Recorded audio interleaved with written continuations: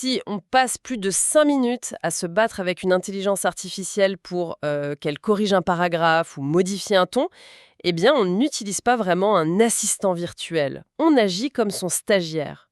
C'est ça, et c'est un constat qui fait un peu mal, hein. Ah bah c'est brutal, c'est même très brutal comme entrée en matière. Et c'est par cette idée que commence notre exploration d'aujourd'hui. Parce que l'image populaire de l'outil, enfin, l'image qu'on s'en fait tous au début, c'est celle de la baguette magique. On tape une phrase, on appuie sur la touche entrée et on s'attend à un miracle immédiat, un texte parfait, prêt à être publié. Ce qui n'arrive absolument jamais dans la réalité. Mais jamais. Quiconque a déjà essayé de mener une vraie session de travail, un truc complexe, sait que cette illusion, elle se dissipe très vite. Donc la mission de cette plongée au cœur de nos documents aujourd'hui, c'est vraiment de comprendre la mécanique de cet échec. Et surtout d'étudier comment passer de, tu sais, ces requêtes un peu aléatoires qui produisent 25 lignes d'une banalité affligeante en 5 secondes. Le fameux texte générique, oui. Voilà. Comment on passe de ça à une méthode hyper rigoureuse pour obtenir un livrable structuré, sourcé et exploitable. Un truc qui prend 30 à 60 minutes de vrai travail. D'accord, alors décortiquons un peu tout ça. La majorité des utilisateurs confondent le volume de mots générés par la machine avec la qualité du travail. C'est bien ça? Exactement. Et le problème fondamental, et c'est ce que soulignent nos sources, c'est qu'il n'est d'ailleurs pas technologique du tout. L'architecture des modèles actuels, elle est d'une puissance inouïe. Le problème, en fait, il est purement comportemental. Ça vient de nous, de l'utilisateur. C'est-à-dire, on l'utilise mal? L'erreur systémique, c'est qu'on essaye de déléguer à la machine non seulement l'exécution d'une tâche, mais aussi la compréhension intrinsèque du problème, et même sa décomposition en sous-étapes logiques et le choix de la méthode. On lui demande littéralement de concevoir notre stratégie métier à partir de quoi 3 ou 4 mots-clés. Ouais, on s'attend à ce qu'elle lise dans nos pensées et devine notre intention professionnelle. C'est ça. Et le résultat de cette délégation complètement aveugle, ça porte un nom très précis dans la documentation, c'est le syndrome de l'audit générique. Ah, le syndrome de l'audit générique. Voilà. Tu tapes « Fais-moi un audit sur la cybersécurité des PME » et ton écran se remplit instantanément d'une espèce de bouillie de généralité. C'est lisse, c'est parfaitement formaté. Avec les petites puces, le texte en gras, tout ça. Ouais. On voit un gros bloc de texte bien présenté, on se dit « Super, le travail est fait », alors qu'en réalité, le contenu est totalement vide de substance analytique. La fluidité linguistique de l'outil masque son absence de raisonnement contextuel. Ah, c'est hyper intéressant ça. Elle écrit tellement bien, avec une grammaire tellement parfaite, qu'elle nous fait oublier qu'elle n'a absolument pas les critères spécifiques pour comprendre ce qu'est un vrai audit dans notre secteur à nous. C'est l'illusion de la compétence par l'éloquence, quoi. Pour sortir ce syndrome, nos sources expliquent qu'il faut d'abord analyser comment le cerveau du modèle fonctionne, et plus particulièrement identifier le moment exact où il disjoncte. Parce qu'il y a un plafond de verre cognitif, un plafond qui dicte les limites physiques du système. Bon, alors, décortiquons justement cette mécanique de défaillance. Pourquoi ça casse quand on commence à trop lui en demander dans une seule et même requête? L'explication, elle se trouve dans ce qu'on appelle le mécanisme d'attention des réseaux de neurones. Les données montrent que le seuil critique de variables simultanées qu'un modèle peut gérer, ça se situe entre 4 et 6. Entre 4 et 6 variables seulement. Seulement. Au-delà de ça, l'attention du modèle se dilue complètement. En fait, ce mécanisme d'attention, c'est ce qui permet à l'algorithme de pondérer l'importance de chaque mot par rapport aux autres.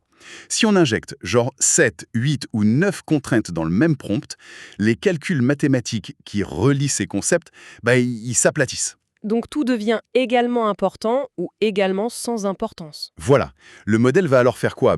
Il va privilégier la toute dernière contrainte mentionnée, il va oublier la première, ou pire, il va fusionner 2 consignes qui n'ont rien à voir pour produire une absurdité totale. Ouais, 4 à 6 variables, ça explique vraiment beaucoup de choses.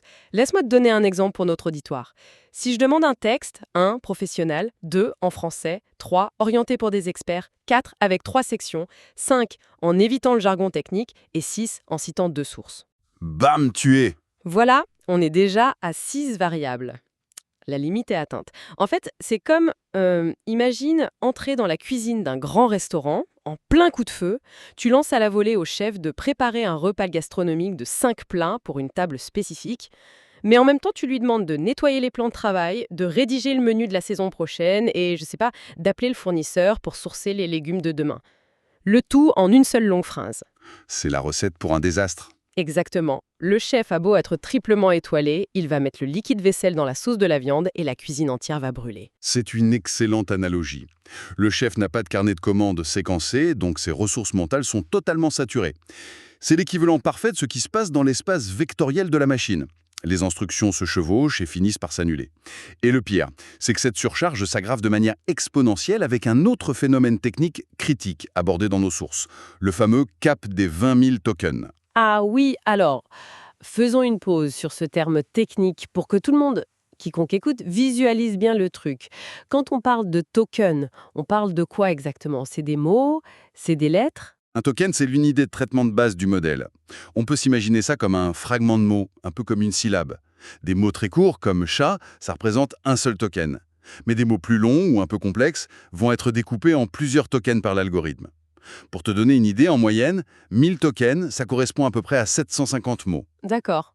Donc, la limite des 20 000 tokens dont tu parles, ça équivaut grossièrement à quoi? Un document d'une cinquantaine de pages? C'est ça, 50 pages de texte brut. Mais du coup, dès lors qu'on maintient une conversation super longue, qu'on multiplie les brouillons, qu'on fait des copier-coller de gros documents PDF dans la boîte de dialogue, on accumule un historique. Et cet historique s'approche très vite de ce fameux cap des 50 pages. Et à ce stade précis, la capacité de maintien du contexte s'effondre littéralement sous le poids de la masse d'informations. Le modèle est noyé dans l'historique de la session, il ne parvient plus du tout à isoler ta consigne initiale au milieu de toutes tes corrections récentes et de tes digressions. Et c'est là qu'il commence à halluciner. Ouais, il invente des liens logiques qui n'existent pas. La seule parade technique contre cet effondrement de l'attention, selon les documents, c'est la limitation stricte, drastique et intentionnelle des variables. Et ce, avant même de commencer. Ce qui nous amène naturellement à la fondation de toute cette méthode, le plan d'action. Le fameux plan d'action, et alors là, je préviens, c'est l'étape qui exige le plus de discipline. Le texte précise bien que ce plan d'action doit être conçu et rédigé à la main, et hors ligne, s'il vous plaît, avant même de taper le moindre premier mot dans la barre de prompt. C'est une phase de préparation purement humaine. C'est le centre de gravité de la méthode, oui. On parle d'un investissement de 5 à 15 minutes de préparation stratégique. Et il faut bien comprendre que ce document qu'on rédige, il n'est pas du tout destiné à être lu par l'IA. Non, c'est pour nous. C'est le garde-fou de l'utilisateur. Le plan doit toujours commencer par la définition d'un objectif final vérifiable. L'objectif ne peut pas être un truc flou. Attends, je vais me faire l'avocat du diable une seconde, parce que c'est une objection super évidente que notre auditoire pourrait avoir. On adopte tous ces outils d'intelligence artificielle précisément pour gagner du temps, non? Pour accélérer la production. Bien sûr. Si on doit s'arrêter systématiquement, prendre une feuille blanche et passer genre un quart d'heure à cartographier tout le travail avant même de faire appel à la technologie, le bénéfice de rapidité, il disparaît pas purement et simplement. C'est une réaction très naturelle, mais le calcul du retour sur investissement est complètement biaisé si on ne regarde que la ligne de départ. Ce quart d'heure de réflexion humaine en amont, c'est très exactement ce qui va t'empêcher de perdre 3 heures en aval. Les 3 heures passées à essayer de rattraper les bêtises de l'IA. Exactement. Les heures perdues à corriger une IA qui a complètement dévié de son axe, qui a inventé des données ou dont la production est tellement hors sujet qu'elle nécessite d'être entièrement réécrite, segmenter le travail dès le début, c'est l'unique moyen de s'assurer que chaque prompt restera bien sous ce fameux seuil critique des 3 ou 4 variables. Bon, il nous faut le cas pratique qui est détaillé dans nos documents pour vraiment matérialiser ce concept. L'exemple qui a été choisi, c'est la rédaction d'un rapport sur les PME parisiennes. Comment ce fameux plan de 15 minutes structure ce projet, concrètement? Ok. Alors au lieu de faire ce prompt désastreux, genre « fais un état des lieux de l'IA dans les PME », l'objectif final du plan d'action est chirurgical. Ce sera produire un rapport PDF de 15 pages sur l'adoption de l'intelligence artificielle dans les PME parisiennes en 2024. Ah oui, c'est très précis. Et à partir de là, l'humain verrouille le périmètre en définissant des critères d'exclusion clairs. Dans cet exemple, le plan interdit d'inclure les entreprises de plus de 500 salariés et toute entité située en dehors de la région Île-de-France. On ferme les portes pour que la machine ne s'égare pas sur le grand Internet sauvage, quoi. Et je note que le plan d'action liste aussi spécifiquement les matériaux de construction exigés. Toujours dans ce même exemple, on impose d'utiliser exclusivement 2 rapports, le McKinsey Global Survey 2024 et le Deloitte State of AI 2024. C'est ça. On restreint la diète de la machine. Et la méthode intègre même la procédure de vérification. C'est fou. Il est stipulé de passer par les liens officiels de ces cabinets et de croiser impérativement ces données avec les statistiques de l'INSEE. Et le découpage séquentiel qui vient juste après, c'est vraiment la clé de voûte de toute l'exécution. Le plan fragmente ce vaste objectif en 5 étapes qui sont totalement distinctes. Vas-y, détaille-nous ces étapes. Alors, l'étape 1, elle ne fera rien d'autre que l'extraction des données McKinsey. Fin de l'histoire.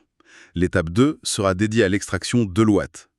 L'étape 3 se chargera uniquement de l'analyse comparative de ces extractions. Donc elle ne cherche plus rien, elle compare juste. Exactement. Ensuite, l'étape 4 gérera la contextualisation régionale via les données de l'INSEE. Et enfin, l'étape 5 s'occupera uniquement de l'assemblage et de la mise en forme du texte final. Et avec ça, on obtient une feuille de route estimée entre 25 et 40 minutes de travail interactif avec l'IA. Mais le problème, c'est que même avec cette super feuille de route parfaite, on heurte un autre mur au bout de, 10 minutes? Le fameux mur de la mémoire. Ouais. Si la session s'étire sur 40 minutes et implique une vingtaine de requêtes successives, l'outil va inévitablement souffrir d'amnésie.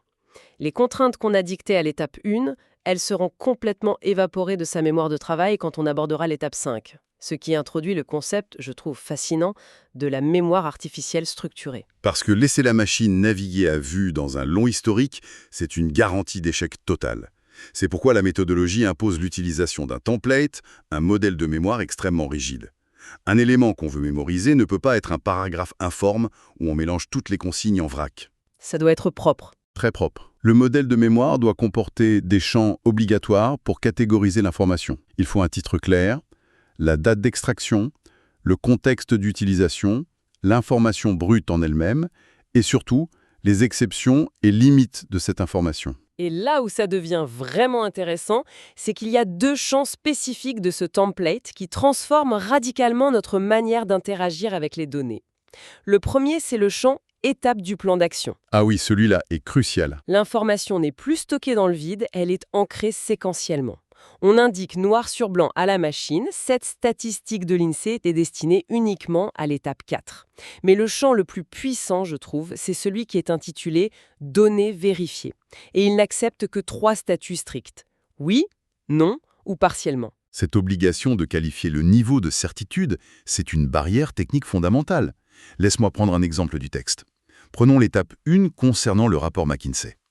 L'utilisateur a demandé d'extraire 12 statistiques clés concernant les entreprises de moins de 500 salariés. D'accord. L'une des données générées par la machine affirme que 39% des PME déclarent utiliser l'intelligence artificielle dans au moins une fonction interne. Et ça, c'est exactement le genre de chiffre hyper précis, avec un beau pourcentage net qui donne un faux sentiment de sécurité. On est naturellement tenté de le valider d'un coup d'œil et de passer à la suite. C'est le piège. Parce que la machine présente toujours ses résultats avec un aplomb sémantique absolu. Elle n'hésite jamais. Mais dans la réalité du terrain, sur les 12 statistiques extraites, l'utilisateur, il n'a eu le temps d'en vérifier que 8 dans le document source d'origine. Les 4 autres, dont ce fameux chiffre de 39%, elles restent à confirmer. Donc, dans le template de mémoire, l'utilisateur a l'obligation morale et méthodologique de marquer le statut partiellement. C'est ça. Inscrire ce doute de manière explicite dans le système, ça empêche de considérer un texte généré comme une vérité acquise. Mais la question qu'on peut légitimement se poser en observant ce processus, c'est l'impact réel de cette vérification sur le cerveau de la machine. Pourquoi est-ce si dramatique de laisser passer un chiffre non vérifié dans la mémoire du système, au-delà du simple fait, d'avoir une petite erreur dans son rapport final? Oh, le danger va bien au-delà d'une simple coquille ou d'une erreur factuelle. C'est à cause d'un phénomène dévastateur qui est étudié sous le nom d'auto-empoisonnement du modèle. L'auto-empoisonnement. Le terme fait peur. Et à juste titre. Il faut se rappeler que les grands modèles de langage sont fondamentalement des moteurs de prédiction probabilistes. Ils cherchent la suite logique d'une séquence de mots. Donc si tu valides une donnée inventée, une de ces fameuses hallucinations, comme étant un fait établi dans la mémoire de ta session, le modèle va utiliser ce faux fait comme fondation logique pour générer toutes ses prochaines réponses. Ah, c'est un effet domino en fait. Exactement. La statistique fausse de McKinsey, à l'étape 1, va fausser l'analyse comparative de l'étape 3, ce qui va ensuite amener la machine à tirer des conclusions complètement absurdes à l'étape 5. Et le modèle va même se mettre à générer des justifications complexes pour rationaliser la donnée toxique que tu as laissée passer. C'est ce qu'on appelle l'emballement hallucinatoire. D'où l'importance de ce bouton vérifier. La rigueur de la mémorisation et l'utilisation impitoyable de ce champ de données vérifiées, ce sont les seules protections contre cet effondrement en cascade. On ne fournit au moteur cognitif que des données saines et balisées. C'est non négociable. Ok, donc on dispose de la carte avec le plan d'action, on a sécurisé les vivres avec la mémoire structurée et vérifiée, il reste l'art de la marche en elle-même. La marche, oui. Comment on pilote le projet sur la durée, pendant les 40 minutes, sans épuiser la machine ni s'égarer? Parce que l'exécution, elle exige une gestion du flux qui est soumise à des règles strictes. En commençant par le concept des mémoires atomiques. L'atomicité, oui. C'est un principe qui est directement emprunté à la gestion des bases de données. L'idée de base, c'est qu'une mémoire ne doit contenir qu'une seule règle stable. Pas de liste à rallonge. Surtout pas. Si on souhaite imposer une ligne éditoriale spécifique, on ne crée pas un long texte indigeste qui mélange tout. On sépare les concepts. On établit par exemple une mémoire A qui est dédiée uniquement au ton, en y inscrivant ton professionnel, orienté décisionnaire, paragraphe court. D'accord. Et de manière totalement indépendante, on crée une mémoire B dédiée à la forme, genre format Markdown obligatoire avec des listes à puces. Ce qui fait que fractionner les consignes comme ça empêche le mécanisme d'attention dont on parlait tout à l'heure, tu sais, la fameuse limite des 4 à 6 variables, de devoir arbitrer entre la forme et le fond. Exact. On lui donne des tiroirs d'instructions super clairs. Et pour gérer le volume global des échanges et éviter de percuter ce fameux mur des 20 000 tokens, la méthode recommande aussi un truc très ingénieux, l'utilisation d'un résumé courant. Le résumé courant, c'est l'idée de tenir à jour l'état d'avancement et de réinjecter ce condensé à chaque nouvelle instruction majeure, non? Mais la question évidente pour quiconque écoute, c'est pourquoi faire cet effort de synthèse nous-mêmes alors qu'on pourrait simplement laisser la machine scanner tout l'historique en remontant le fil? Elle sait le faire, ça. Elle sait le faire, mais très mal. Parce que les réseaux neuronaux actuels souffrent d'un biais architectural qu'on appelle « lost in the middle », la perte au milieu. La perte au milieu. Face à un long historique d'échanges de plusieurs dizaines de pages, l'algorithme va se souvenir très clairement des instructions de la toute première ligne de la session et il aura une compréhension parfaite de ta toute dernière requête. Mais entre les deux, Entre les deux, c'est le trou noir. Sa capacité à extraire des nuances ou des contraintes qui ont été évoquées au beau milieu de la conversation est extrêmement faible. c'est fou que la machine oublie le milieu de la page. Et donc, le résumé courant contourne ce défaut matériel en agissant comme une espèce de mémoire vive qui est perpétuellement rafraîchie. On prend l'essence des acquis et on la place en tête de la nouvelle requête. Du coup, le contexte est toujours immédiat, ce qui réduit massivement la charge cognitive requise par la machine. Ouais, on lui mâche le travail de mémorisation. Le système exige également une traçabilité rigoureuse des décisions en cours de route. Le guide insiste lourdement sur le fait qu'il ne suffit pas de documenter le résultat d'un choix, il faut mémoriser le pourquoi. Le pourquoi est vital. Dans le cadre de notre rapport sur Paris, on inscrit qu'on utilise McKinsey et Deloitte. Ça d'accord. Mais on doit préciser à la machine qu'on les choisit parce que leur échantillon dépasse les 1000 entreprises. Quel est le vrai risque si on omet cette petite phrase de justification? Sans le pourquoi, la contrainte perd son sens logique pour l'algorithme. C'est juste une règle arbitraire. Si, arrivé à la dernière étape de la mise en forme, le modèle estime que le texte manque un peu de matière, il risque d'incorporer spontanément une étude non qualifiée, un truc trouvé au fin fond de ses données d'entraînement, juste pour faire du remplissage. Ah, pour te faire plaisir et te donner du volume. Voilà. Alors que mémoriser la justification, c'est-à-dire la taille de l'échantillon exigé de plus de 1000, ça verroule le comportement de l'outil et l'empêche de réintroduire des sources de faible qualité en cours de route. Mais attention, cette bibliothèque de décision, elle nécessite un entretien très actif. C'est le fameux nettoyage régulier qui est préconisé tous les 5 à 10 échanges maximum. L'hygiène cognitive de la session en dépend. Imagine si au cours de la recherche à l'étape 3, tu réalises que les données existantes ne couvrent pas suffisamment l'Île-de-France. Ce qui arrive tout le temps, en vrai. Et que du coup, tu décides d'intégrer un troisième institut de sondage pour compenser. Eh bien, il est impératif de mettre à jour la mémoire et de supprimer la règle d'exclusion initiale qui disait juste McKinsey et Deloitte. Parce que sinon, ça fait un conflit interne. Exactement. Si l'ancienne contrainte limitant aux 2 premiers cabinets reste active en parallèle de ta nouvelle autorisation pour le troisième, tu crées une injonction contradictoire. Le système va figer ou alors il va halluciner sévèrement pour résoudre ce paradoxe impossible. C'est logique. Et d'ailleurs, il faut aussi adapter toute cette mécanique au type de moteur qui se trouve sous le capot de l'IA qu'on utilise.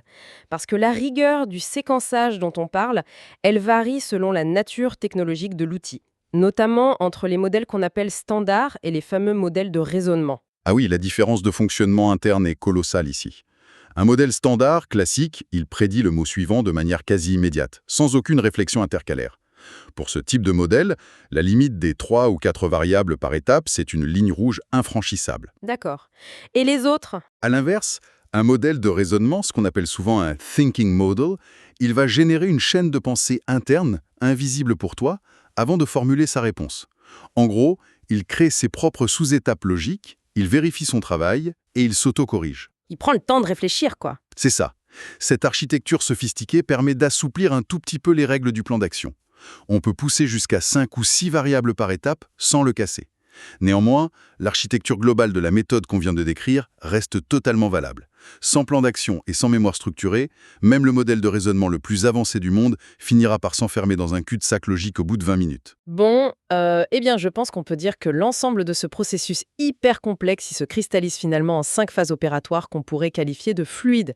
Laisse-moi récapituler pour quiconque nous écoute. Vas-y. Phase 1, la préparation hors ligne. C'est l'investissement des 15 minutes, l'humain face à sa feuille blanche pour définir le plan, les objectifs et les sources. Phase 2, l'initialisation du système, où l'on injecte les règles stables et ses fameuses mémoires atomiques. Phase 3, l'exécution séquentielle. On se franchit les étapes du plan l'une après l'autre en respectant scrupuleusement la charge de variables. Phase 4, l'entretien. C'est le moment où l'on nettoie les mémoires obsolètes, tous les 5 à 10 tours, et où l'on maintient le résumé courant. Et enfin, la phase 5, l'assemblage final, où la machine compile le travail documenté et, je le souligne, vérifié, pour produire le livrable de 15 pages. C'est un beau résumé. C'est vraiment le passage définitif d'une interaction chaotique basée sur, on va le dire, sur l'espoir, à une véritable ingénierie de la production. C'est la garantie d'un rendement qualitatif qui reste constant. Et c'est ce changement de paradigme qui rend cette réflexion fondamentale, je suis convaincue. L'adoption de cette méthode, elle provoque une mutation identitaire profonde de notre posture face à l'écran. Complètement. On cesse d'être un simple tapeur de requêtes qui croise les doigts, dépendant des humeurs algorithmiques. On devient le véritable directeur stratégique du processus. Cette analyse démontre sans la moindre équivoque que la qualité du résultat final, en fait, elle ne dépend pas de la puissance de la machine. Non. Elle dépend directement de la rigueur, de la logique et de l'exigence de l'esprit humain qui la pilote. Et d'ailleurs, c'est une réalité qui nous amène à une ultime observation, presque philosophique, tu vois, quant à la trajectoire de toutes ces technologies. L'exploitation véritablement professionnelle de l'intelligence artificielle exige désormais un niveau de rigueur exceptionnel de notre part. C'est vrai, une planification obsessionnelle. Un séquençage minutieux de chaque idée, une traçabilité permanente des décisions et une gestion sans faille de nos propres doutes via le fameux suivi des données vérifiées. Ce qui pousse finalement à se demander, est-ce réellement l'humain qui, par l'ingénierie du prompt, entraîne la machine à devenir plus performante et plus utile? Ou bien, Ou bien est-ce la machine qui, confrontée à ses propres plafonds de verre cognitifs et à ses dérives hallucinatoires, est silencieusement en train de rééduquer le cerveau humain, le forçant à penser et à organiser son travail de manière beaucoup plus systématique, logique et méthodique. Ah, ça c'est une inversion troublante des rôles. C'est une réflexion fascinante à méditer pour clôturer notre analyse des sources d'aujourd'hui. Merci d'avoir suivi cette exploration approfondie de la méthode avec nous. À très bientôt.